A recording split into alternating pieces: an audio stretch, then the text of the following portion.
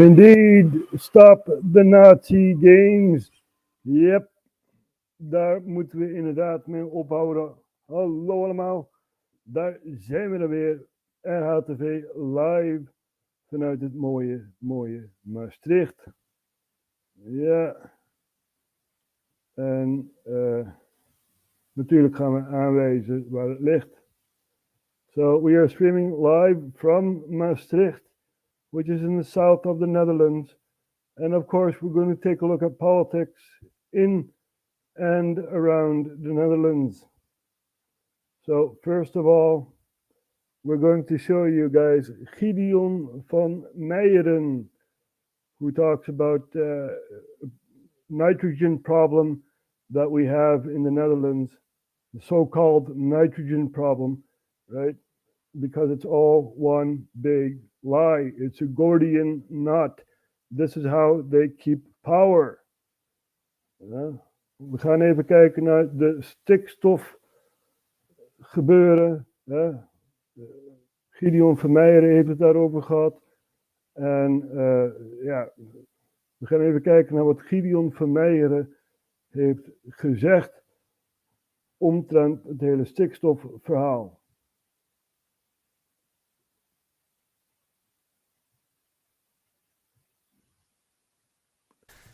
Dank u wel, meneer de voorzitter. Alleen de waarheid kan onze boeren nog redden. Voorzitter, onlangs ben ik verhuisd van het grootstedelijke Den Haag naar het oosten van het land, waar ik ook oorspronkelijk vandaan kom. En ik woon nu in wat wel genoemd wordt het landelijk gebied. Een gebied dat, als het aan het kabinet ligt, de komende jaren radicaal en structureel gaat veranderen. Maar liefst 25 miljard euro is er uitgetrokken voor het zogenaamde transitiefonds landelijk gebied.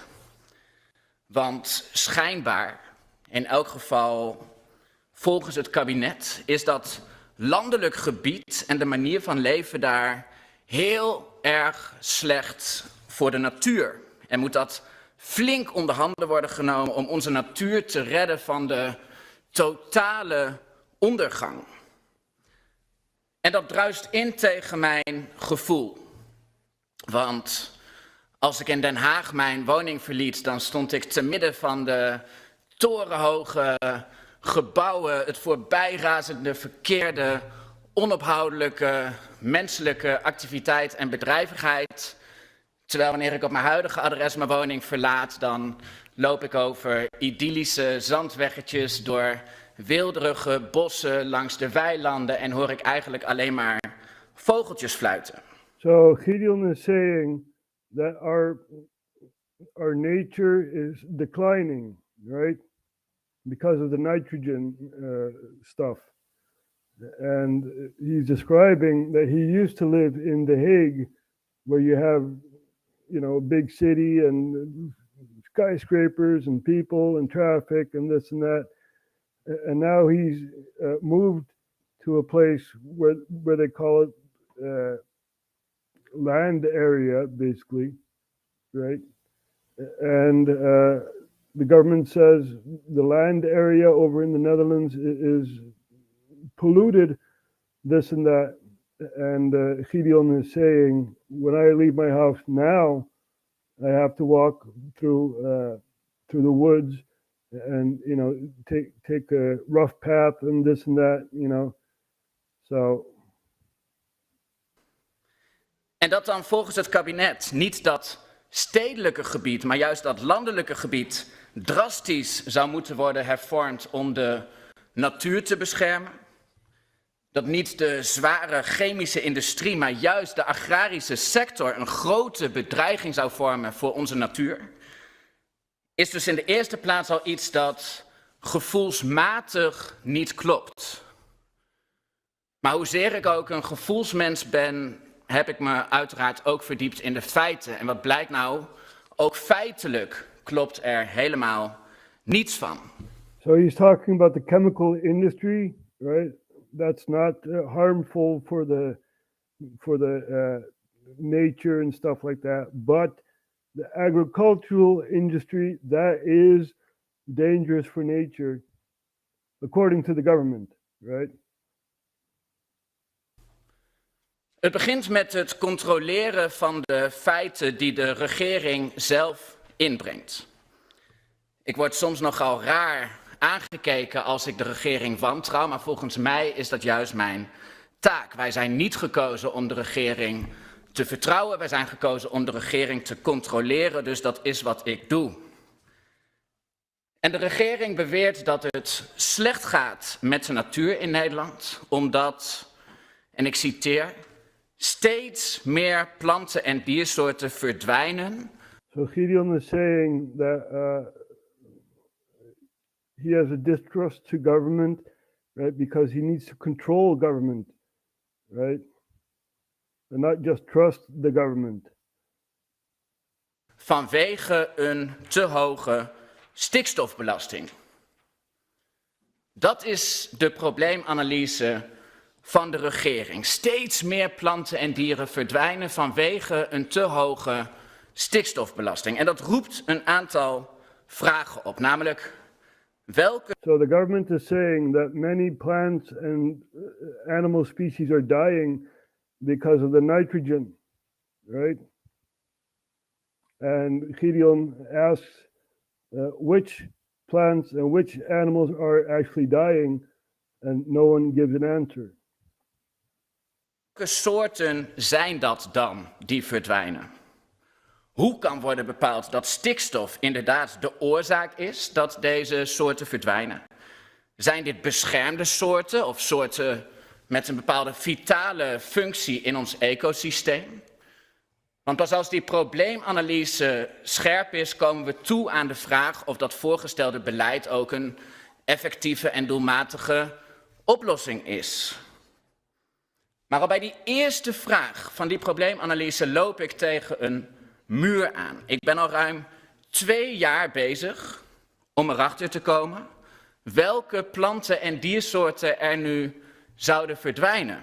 So for 2 years, he's been asking all these, people that work for government, what kind of species and what kind of plants are dying.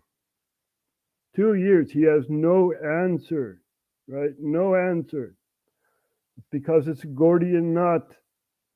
You see, the Gordian knot was made in the Middle East, basically, to have power over the Assyrian Empire, right? And if you could untie the knot, then you would have power, right? But no one could untie the knot until Alexander the Great came and, broke the knot with the sword. He sliced right through it. Ik heb er al heel vaak naar gevraagd, in technische briefings aan ambtenaren in commissiedebatten, hier in de plenaire zaal, maar nog nooit heb ik antwoord gekregen op de eenvoudige vraag: goh, minister, u beweert dat er steeds meer planten en diersoorten verdwijnen in Nederland. Welke soorten zijn dat dan?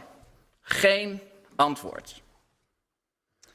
Terwijl uit ons eigen onderzoek blijkt dat er helemaal geen planten en diersoorten verdwijnen uit Nederland. Dat het juist goed gaat met de natuur. Dat blijkt uit bosinventarisaties, dat blijkt uit de Living Planet Index, maar ook uit de gegevens van de Nationale Databank Flora en Fauna blijkt dat er helemaal geen soorten planten. So we have a National Archive, Flora and Fauna Archive, and all these other institutions that say nothing is bad with the environment. The environment is doing good, right? Whilst the government says the environment is bad, because there's a lot of nitrogen in the air and this and that. En dieren verdwijnen. Het is gewoon niet waar.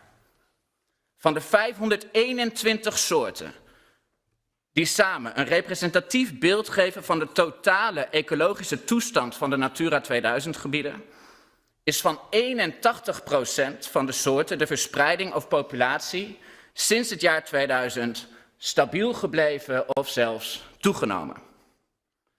Van 12% van de soorten is de verspreiding of populatie in de afgelopen 20 jaar afgenomen.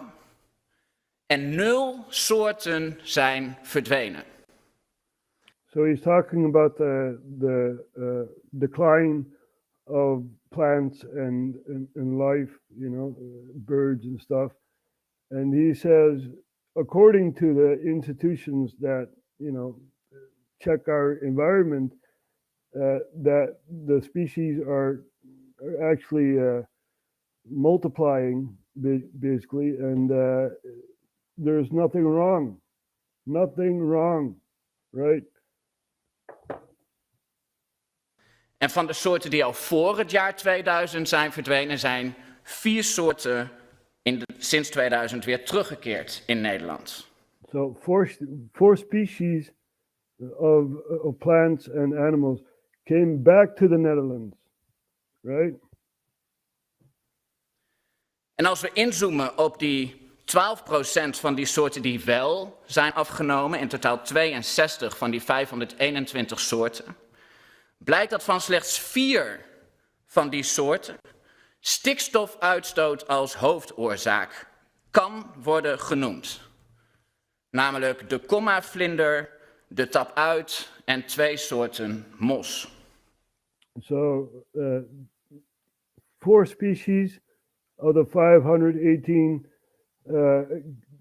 are declining, and maybe a small percentage of chance that nitrogen has to do something about this, you know? Is dat nu waarvoor we 25 miljard euro uittrekken, ruim 4000 euro per huishouden? So 4,000 euros per household, right, is being spent on the environment. Is dat waarvoor 11.000 veehouderijen moeten stoppen? Is dat waarvoor nog eens 17.000 veehouderijen ernstig moeten inkrimpen? Is dat waarvoor het hele land op slot gezet wordt en dat hele landelijke gebied ingrijpend moet worden veranderd? So he's asking about the consequences, right, of the spending of government. Many farmers have to go, and many farmers have to shrink the size of their farm and stuff like that, you know, because government says so.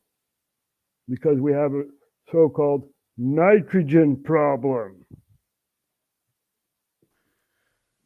Voorzitter, zolang de minister niet in staat is om die meest basale vragen over dit totaal krankzinnige beleid te beantwoorden en niet eens haar eigen beweringen op een deugdelijke manier kan toelichten of onderbouwen, is het niet zo vreemd dat er groot wantrouwen bestaat over de ware intenties achter dit beleid.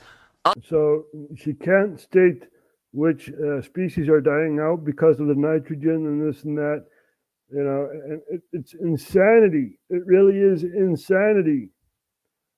You know, and this is what Gideon is saying. Alles heeft er namelijk de schijn van dat dit beleid niet bedoeld is om de natuur te beschermen, maar andere doelen dient. Oneigenlijke doelen. So these regulations aren't for the environment, but for other means, right? It's to take away your land and this and that, you know. So it really is insanity that we are watching here, you know, over here in the Netherlands. So, yeah. Gideon van Meijeren is one of the outstanding politicians in the Netherlands. Zogenaamde duurzame ontwikkelingsdoelen, de Sustainable Development Goals van de Verenigde Naties en het World Economic Forum, die het kabinet heeft omarmd. Denk aan het doel om tot het jaar 2030 nog 981.000 woningen te bouwen en tussen 2030 en 2040 nog eens 1 miljoen voor immigranten die nu nog niet eens in Nederland zijn. En waarvan minister Hugo de Jonge al heeft gezegd dat hij zich richt op locaties in Oost-Nederland. Volledig in lijn met SDG 10 van... So he's talking about the Sustainable Development Goals that the government just, is following, right? And Hugo de Jonge, which used to be our Minister of Health, but now he has another job, which is the interior of the country, right?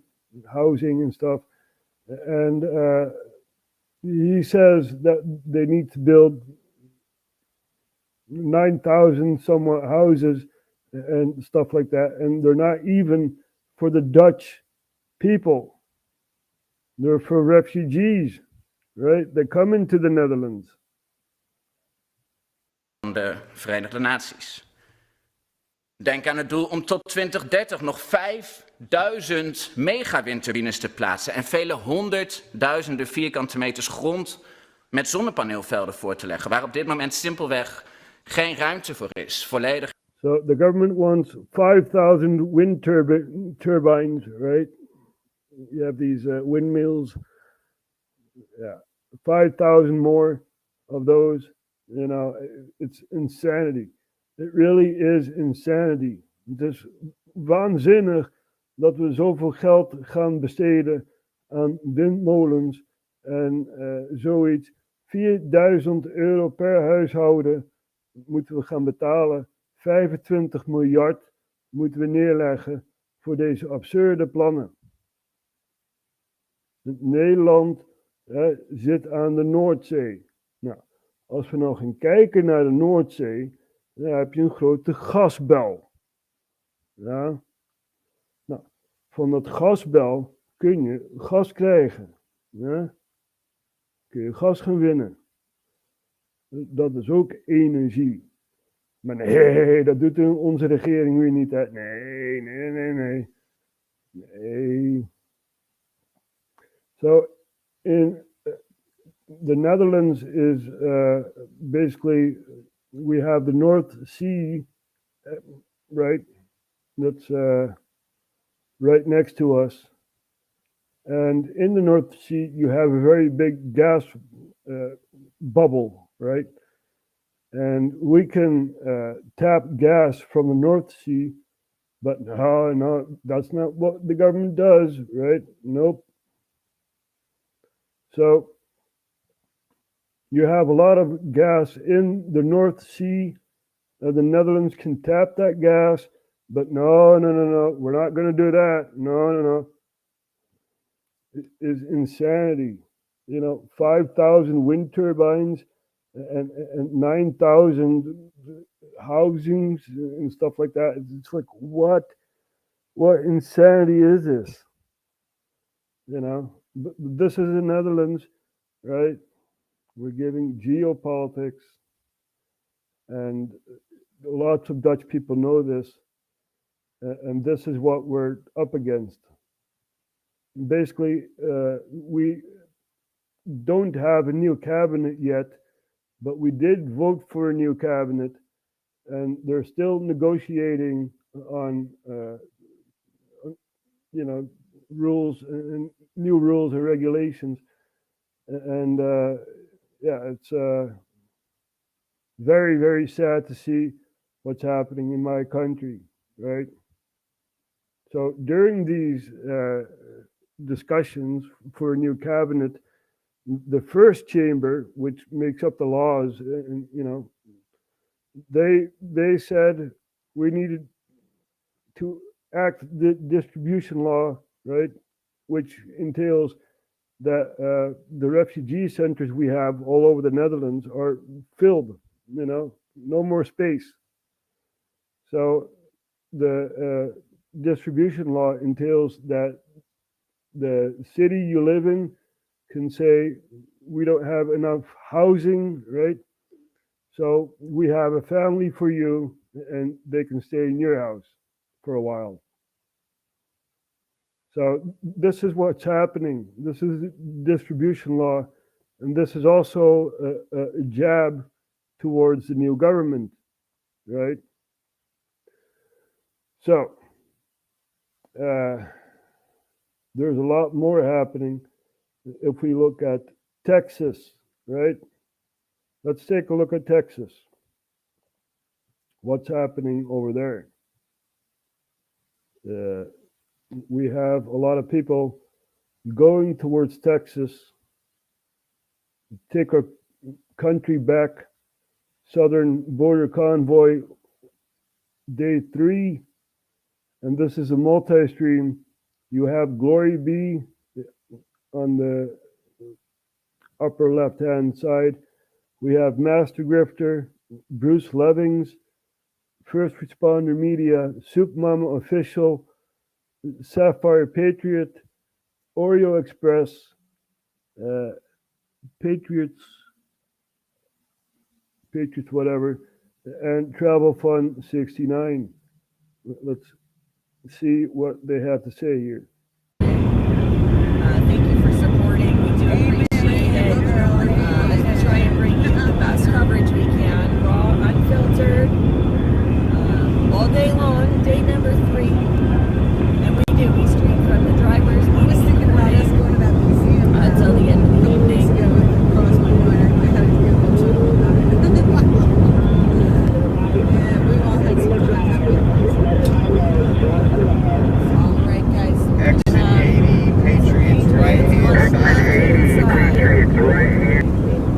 80, true freedom laws. So glad. We'll be able to turn this so that we can. So that's happening. We have convoys going towards Texas, and they are going to make a stand in Texas. And let's hope that this will be peaceful. It'll take a while until they reach Texas, right? This is day 3 of the convoy, and very, very interesting to see what's going to happen there, right?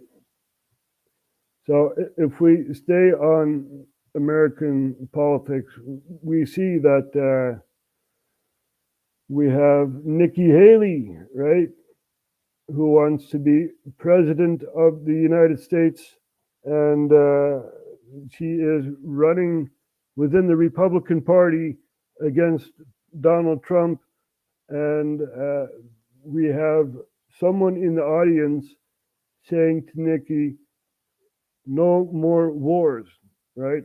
So we're going to take a look at this here. But every time she speaks, I think the greatest description is, as Vivek Ramaswamy put it, she's essentially Dick Cheney in 6-inch heels. You know it, I know it, the people know it, and that's why moments like these continue to happen. Nikki Haley gets heckled at her most recent campaign event, once again looking like a deer caught in the headlights, and her media tour makes it even worse. Let me show you guys exactly what's going on. We got some stuff to get into, so let's roll the tape. Alright folks, so Nikki Haley supposedly is the new generation of conservatives, but it doesn't seem like the people are buying it. Only way we will get that done. None of us want new wars. None of us want new wars.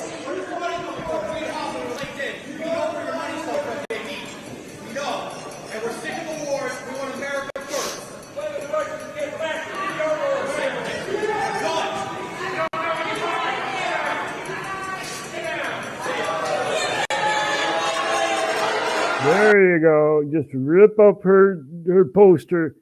You know, she's worthless. Worthless politician. So, and a lot of Dutch people think that this is the elections that's going on. Heel veel Nederlandse mensen denken dat hier nu de verkiezingen bezig zijn. Nee, dit is voor de Republikeinse Partij. Wie wordt de leider binnen de Republikeinse Partij? Is het Nikki Haley of is het Donald Trump? En Nikki Haley wordt nou net uitgejouwd eigenlijk. Zoiets van, we willen geen oorlogen meer. En ja, ze weet natuurlijk niks te zeggen. Nikki Haley is standing there like a deer in the headlights.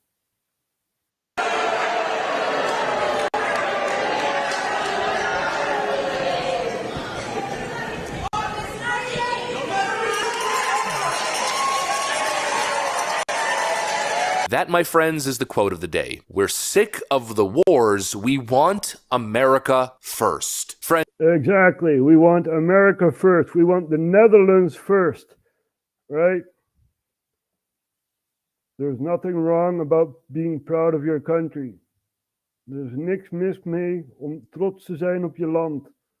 Ja, wij als Nederland hebben heel veel bereikt. Ja, Amerikanen zeggen dat we exceptioneel zijn en dit en dat. Oh, we're exceptional, blah, blah, blah, blah. Yeah, right. We were a republic long before you guys were. And you see that flag over there? Red, white, and blue. Now, what is the Dutch flag? That's also red, white, and blue. So, I agree with this guy here. No more wars. Right? No more wars. Geen oorlogen meer. En ja, zo zou het eigenlijk moeten zijn. Geen oorlogen meer. Maar ja, we kunnen niet allemaal even vriendelijk met elkaar omgaan. Want ja, er is altijd wel iets dat frictie brengt. So there's always something that brings friction, right? And it's very hard to live next to each other. And we have basically a country within the EU, Hungary, right? And the EU wants to break Hungary's economy. Now, why, you ask? Well, we're going to take a look. Ja, we gaan even naar Hongarije kijken, naar Viktor Orbán en wat de EU nou eigenlijk van plan is met Hongarije. So why is the EU wanting to attack Hungary? Because Hungary is the only country within the EU that has relations with Russia, right? So first of all, we need to show where Hungary is, so people would have a better image of what's happening. Let's see. Oep, te ver uitgezoomd. Here we have Hungary, right? Viktor Orbán is the president of Hungary, and Hungary is not really, cooperating with the EU. During 2011, there was a refugee thing going on, and many countries absorbed these refugees, but Hungary said, nope, we're going to make a border wall. And the EU said, hey, that is not allowed, and ever since, the relations between Hungary and the EU are declining, going down. So we're going to take a look at TLDR. Let's see what they have to say about the relations with EU and Hungary.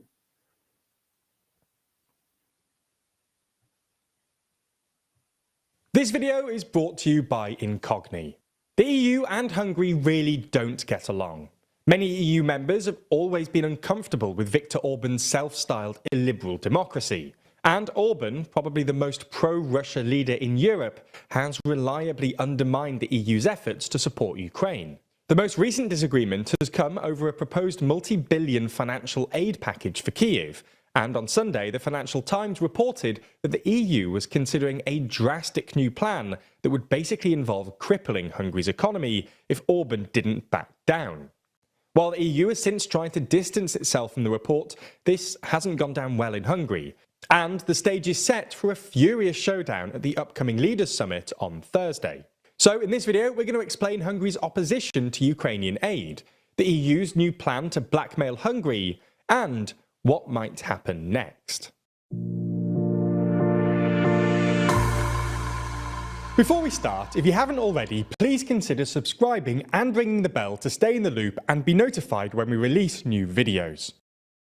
So this story really begins in early December, when ahead of the EU's Leaders' Summit on December the 14th, Hungary said it would veto both the EU's plans to open accession negotiations with Ukraine and send Kyiv more economic aid. Specifically, a €50 billion Ukraine facility proposed back in October to guarantee Kyiv with funding until 2027. It's hard to overstate quite how important this money is to Ukraine, given its current financial struggles and the fact that American financial aid is being held up in Congress as part of an ongoing dispute between the White House and Republicans over the southern border.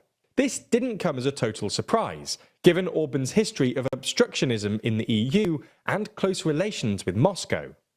For context, Orban has always had relatively chummy relations with Putin, and repeatedly opposed sanctions against Russia since its annexation of Crimea in 2014.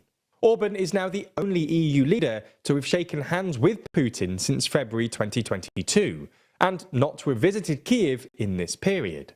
While Hungary denied this, it's also very possible Orban was trying to leverage his veto to get the EU to release some of the structural funds which the EU are currently withholding from Hungary. Structural funds are basically the money the EU gives member states to support social and economic development, and they usually account for over a third of the overall budget. Last December, the EU withheld €22 billion due to Hungary over concerns regarding the rule of law, corruption and the misuse of previous funds by Orban's government, specifically EU agricultural subsidies. Anyway, somewhat surprisingly, at the summit, the EU were able to open accession negotiations, apparently because, after 3 hours of deadlock, German Chancellor Olaf Scholz told Orban to leave the room during the actual vote. Ukraine's accession required unanimity, but EU rules say that technically, if just one leader is absent but all the others vote for the motion, that still counts, which means the EU could open accession negotiations while Orban could still say he hadn't voted for it. However, Orban still admittedly refused to sign off on more economic aid, so the EU scheduled another emergency leaders summit for February the 1st to try and convince him. Unfortunately for Ukraine, various attempts by other European leaders throughout January failed to convince Orban, so the EU came up with a new, more dramatic plan to get him to agree to the aid, which was leaked to the Financial Times on Sunday evening. According to the Financial Times, if Orban were to veto Ukraine's financial aid, then the other EU leaders would all release public statements declaring that, in the light of Orban's quote, unconstructive behaviour, they cannot imagine any EU funds being provided to Budapest in the future. Now, this might not sound that dramatic, but the idea is that, by vowing to cut off funding, the EU will spook international markets and investors, which will, in turn, make it even more difficult for Hungary to finance its public spending. You see, this is why I have distinct hate towards the EU. They're basically saying, Hungary, you have to cooperate with us, otherwise we're going to destroy your economy. You know, and we need to get out of the EU, right? The EU budget is way too big. We spend annually billions of euros towards Brussels, and we need to quit. We need to quit, right? Get out of the EU. Now, as founding fathers, that would be very, very hard, you know, but we have Wilders, but the other parties don't want to work with Wilders, so maybe we're going to get a left-leaning cabinet. Who knows? Who knows? The last elections, we had the same parties, right? So you had Rutte 3, and you had 4 parties within Rutte 3, right? And we had elections, and those same parties came into power again in Rutte 4, right? So it's really, really bad, really, really bad, you know. There is no democracy. They give the image of democracy. You can vote. You can vote. Right? But when you want to vote for your own region, such as what happened in Spain, Catalonia, then the cops will come and beat you up to a bloody pulp, right? You get a crackdown. And this is also regulated by the EU because they don't want to have a breakaway region from a country, you know. So we're going to show some images of the Catalonia referendum that happened in 2016, I believe, a while ago. And we're going to show you what happened when a region within a country votes. Oh.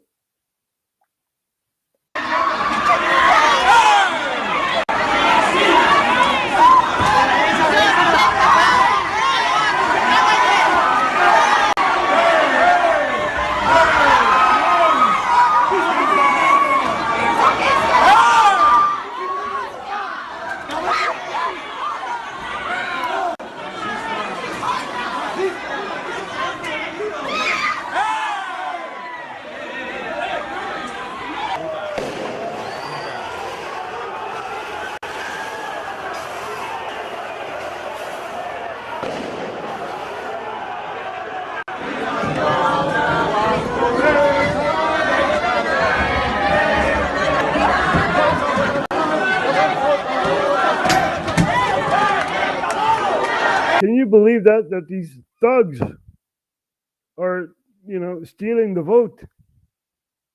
Can you believe that? This is the EU, right? If you want to break away from the EU, nope, you're not allowed to do that. Nope, nope. So normally governments say, go out and vote, go vote. But now you have a region within Spain who wants to break away from Spain. And Spain says, nope, do not vote. Do not vote.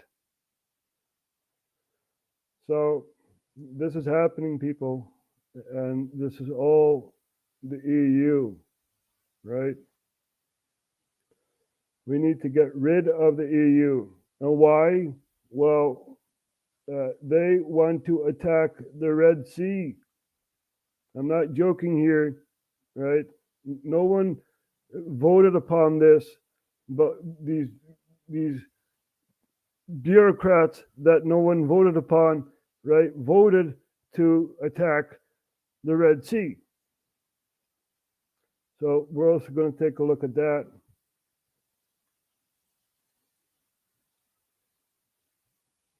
Let's see. Here we have Africa news, right? EU to launch a new military operation in the Red Sea. Well, I did not vote for that, you know, but these big bureaucrats who no one voted upon, right? They make a choice to attack the Red Sea under the names of the states within the EU. European Union member states are set to launch a naval mission in the Red Sea by mid-February, aiming to protect ships from attacks by Yemen's Houthi militants, announced Foreign Policy Chief Joseph Borrell on Wednesday. Houthi-controlled territories in Yemen have become a hotspot for maritime unrest, with attacks targeting ships perceived to be associated with Israel. Important mission. We are all concerned by the traffic to the canal. Many European firms ask us to do that because their business model is suffering a lot due to the high increase in cost on having to go down to the South Africa and do all the tour until Europe. Joseph Borrell, EU High Representative. Well, Mr. Joseph Borrell, you're almost dead. So I never voted upon you, right? You don't have the authority to make a decision because I never voted upon you. These people want to attack the Red Sea. Amazing. It's affecting costs, so it's affecting prices, so it's affecting inflation. So it's a natural endeavor for us to try to avoid this risk. The new route through the Cape of Good Hope in South Africa may create opportunities for African nations, potentially benefiting from heightened maritime traffic and trade diversions. So there you have that, right? A military operation in the Red Sea. Now, I see that Miss J is also here from England. You guys should be happy that you're not part of the EU anymore. I'm proud of you, English, to say, you know, we're going to break off from the EU. Bye, EU. Bye. Even kijken. Joe zegt, Jos, sorry, die zegt, dus alles wordt duurder om het te beschermen. Everything is going more expensive to protect. Yeah, basically. Yeah. So we're going to show the map again because lots of people don't know where the Red Sea is, right? So here we have the North Sea, right? North Sea, Baltic Sea, Mediterranean Sea is under Europe. This is the Mediterranean. You have the Black Sea, which is Ukraine and Turkey, basically. This here is the Black Sea. And you have the Red Sea, this here. And, you know, there are lots of cargo ships going through the Red Sea and through the Suez Canal to have access to the Mediterranean Sea. And the EU, this is outside your borders, Mr. Burrell. You know, it's amazing. They want to attack the Red Sea.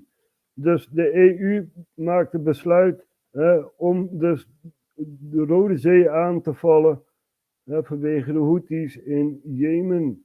The Houthis are in Yemen, so and they are attacking cargo ships and stuff. So yeah, the EU decides for us, for 500 million people, roughly, that they're going to attack the Red Sea. So this is all happening, people. We also have the American troops killed in Jordan, right? And Mr. Biden said we are going to strike whenever we wish. So we have that going on, right? We also have Iran and Pakistan that are not good neighbors, basically attacking each other and stuff. World War III is already going on, right? So we also have Taiwan, where there were elections, and you have one basically national party, and you have another party for the CCP, and the National Party won the elections. So that's a thorn in the side for China, you know, because the relations are drifting apart. So that's happening, right? We also have North Korea shooting nuclear missiles in the east of North Korea, right in the sea, Yellow Sea. So we have that going on, right? There's so much to tell, you know. We have Afghanistan, where there's the Taliban in power fighting off ISIS-K, which is a new variant of ISIS. You know, we have that going on, right? We also have the Ukraine-Russia war going on. We still have the Israel-Gaza thing going on, right? We also have Sudan, civil war in Sudan, the army against paramilitary. So we also have ECOWAS, right, which is economic union of African countries, which Niger and Mali and Burkina Faso said, nope, we're not going to take part of ECOWAS anymore. So that's also very interesting. Even kijken of we dat kunnen vinden. Let's see if we can find that. Very, very interesting times that we live in, right?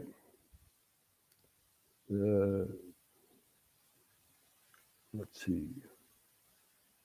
Zimbabwe. You guys can search along with me.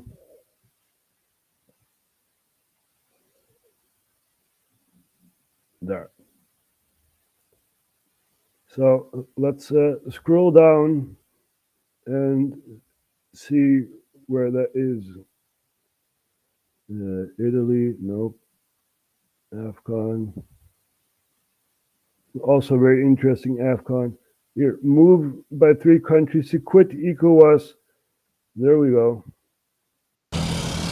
In the capital Niamey, the decision taken by the heads of states of Mali, Niger and Burkina Faso to quit the regional bloc ECOWAS sits well with the people. They did well to take their destiny into their own hands, because it's the people who are suffering. Here we demand stronger action, even if it means disengaging from all institutions that will hinder the country's development.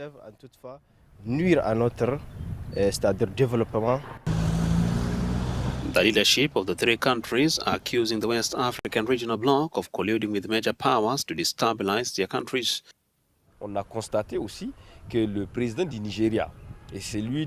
You saw that the president of Nigeria and the president of Ivory Coast went to Paris, and we suspect that France is manipulating ECOWAS.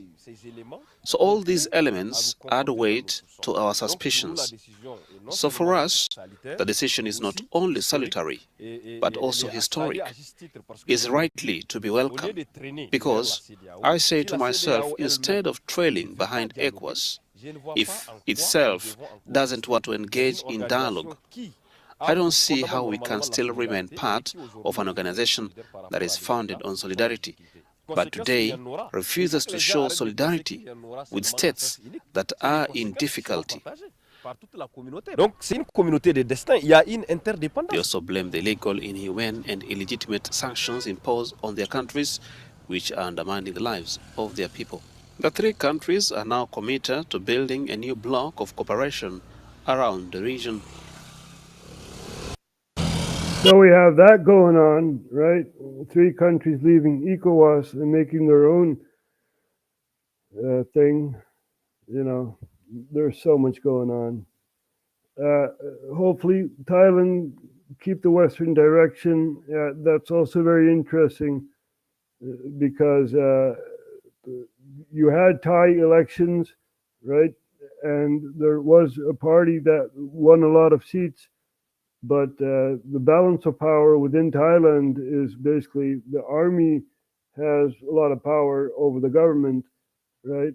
And you have elections, so you have a new political party basically not yet installed because the army is trying to prevent this guy from coming into power.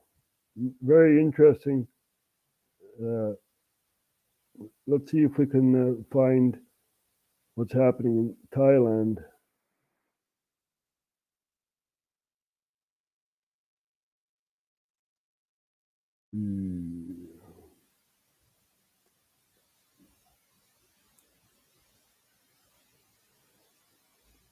So here we go, Thailand elections. Pita Lim, whatever, faces uncertain prime minister vote. So the army is stopping this guy from coming into power. Let's take a look at Al Jazeera. On the streets of Bangkok, small protests like this have become increasingly regular in the weeks following the country's general election. I don't think the military is going to let go of power because they know that Move Forward will change everything. They know that if Move Forward leads the government, those old generals will become irrelevant. The Progressive Move Forward party won the most votes in the May ballot on an anti-establishment platform that has put them at odds with the forces who have long controlled Thailand through military-backed rule. The issue for these agencies and the established centers of power is the Move Forward agenda.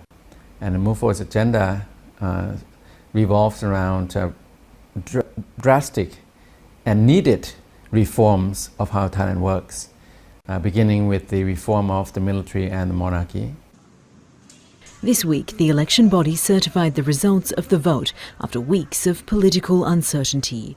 The commission endorsed the winners of all 500 seats of the lower house. But challenges still remain for the Move Forward party and its leader, Pita Limjaroenrat. It's unclear whether he will be able to become Prime Minister. To do so, he will need support from rival parties or some of Thailand's 250 senators. The senators were appointed by the military regime after the military coup in May 2014.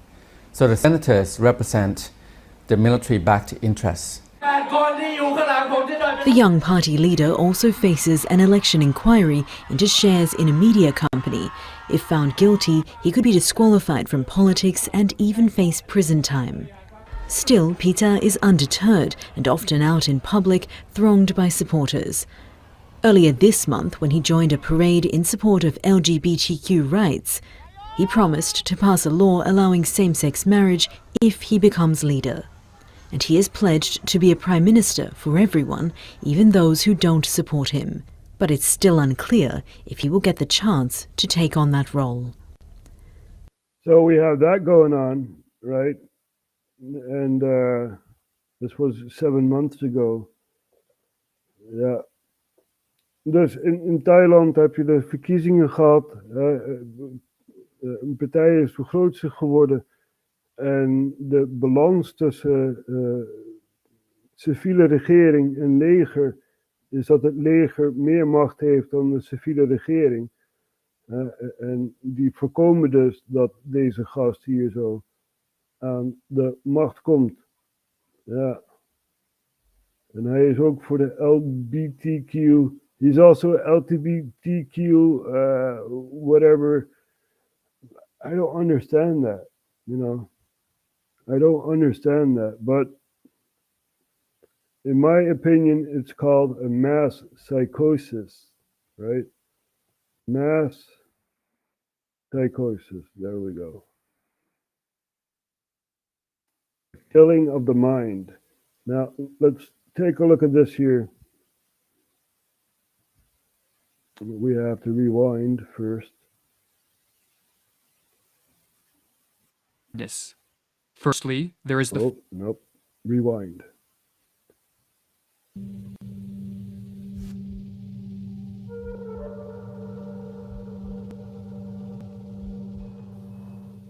The masses have never thirsted after truth. They turn aside from evidence that is not to their taste, preferring to deify error if error seduced them. Whoever can supply them with illusions is easily their master. Whoever attempts to destroy their illusions is always their victim. According to the psychologist Carl Jung, the greatest threat to civilization lies not with the forces of nature, nor with any physical disease, but with our inability to deal with the forces of our own psyche. We are our own worst enemies, or as the Latin proverb puts it, man is a wolf to man. In Civilization in Transition, Jung states that this proverb is a sad yet eternal truism, and our wolf-like tendencies come most prominently into play at those times of history when mental illness becomes the norm rather than the exception in a society, a situation which Jung termed a psychic epidemic.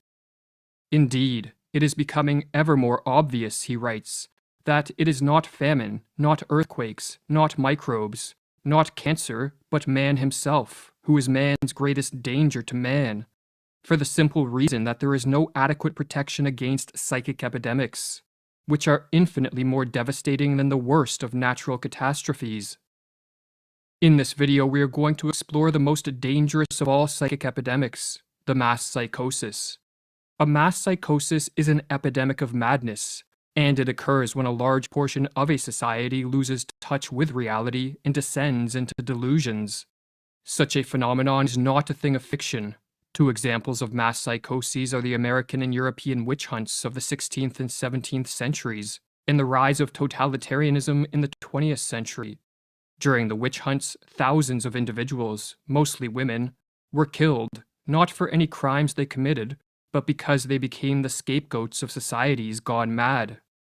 In some Swiss villages, writes Francis Hill, there were scarcely any women left alive after the frenzy had finally burned itself out. When a mass psychosis occurs, the results are devastating.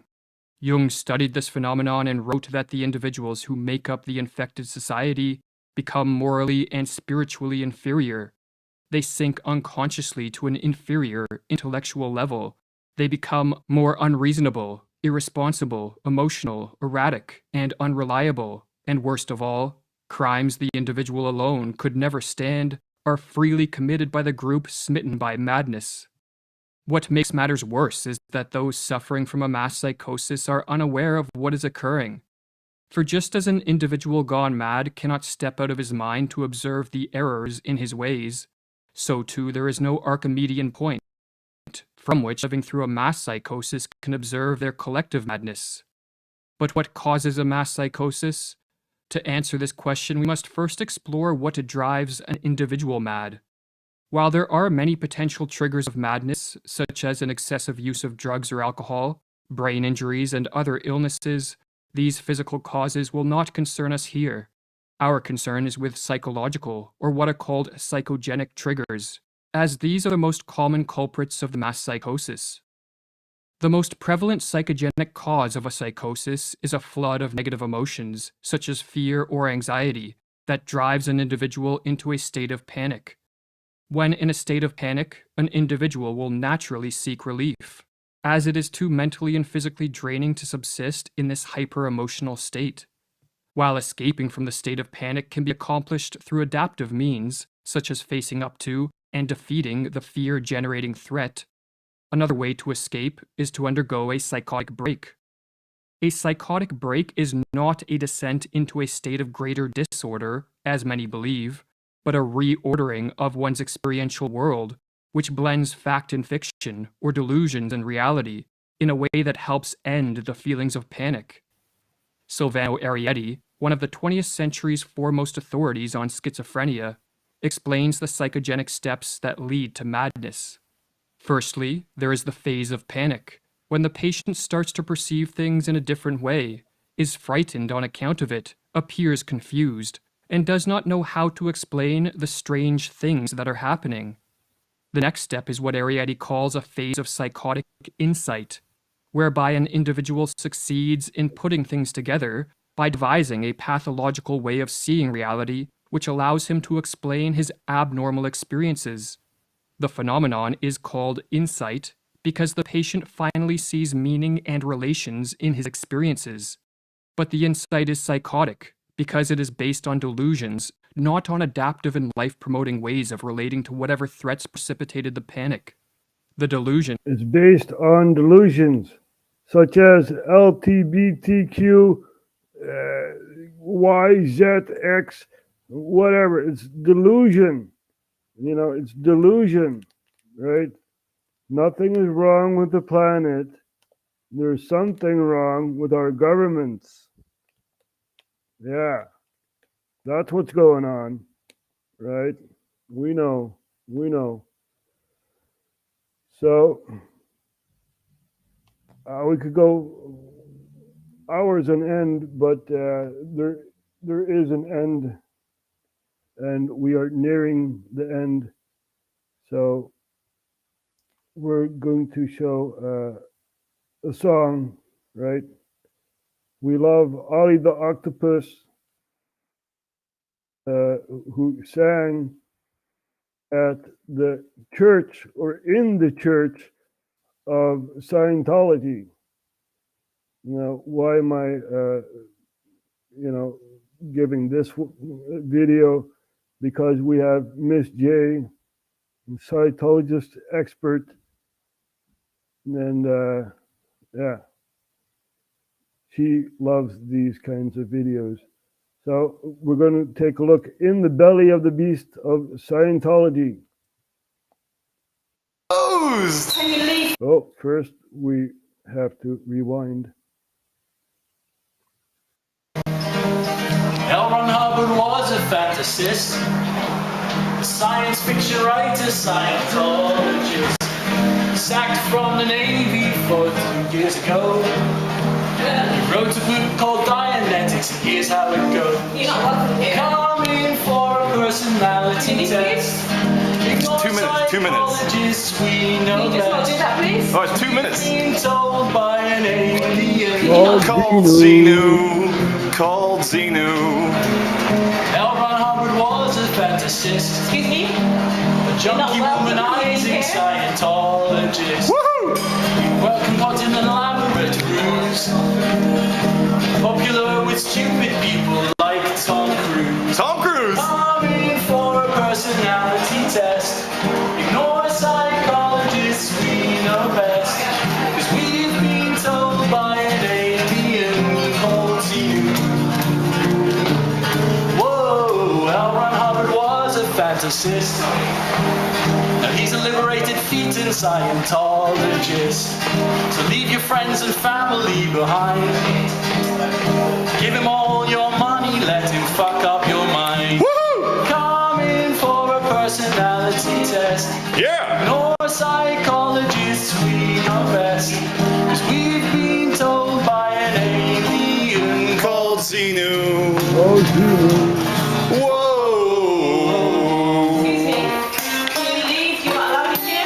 We're just here to, expose the truth about Scientology. There's no place you were going to and just walk in and take over. No. You guys are free to exist, and we are free to protest. Can you do it outside? Well, we might. We're just gonna have a little film around in here first because this needs to be exposed. Can you leave, please? Oh, it's all too good.